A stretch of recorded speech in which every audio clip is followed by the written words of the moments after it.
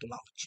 এবারে সকলে নজর রাখুন, প্রত্যেকে নজর রাখুন, যার কাছে অফার যাবে তিনি শুধু আমাদের ইভিএম নিউজকে জানান, আমাদের ইভিএম নিউজকে জানান। আপনার কাছে যদি কোনো অফার যায়, আপনার সমস্ত পরিচয় গোপন থাকবে। তারপরে দেখবেন এই কিরকম ভূতের নাচন দেখাই আমরা, তারপরে দেখতে পাবেন।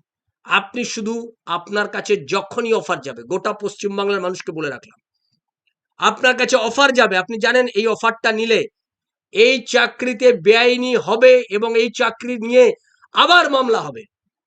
তৃণমূল কংগ্রেসের বেআইনি দুর্নীতি করে এই পরীক্ষা করালেই পরীক্ষা তারা দুর্নীতির আশ্রয় নিয়েই করাবে। এসএসসি অনুপ্রেরণায় চলে।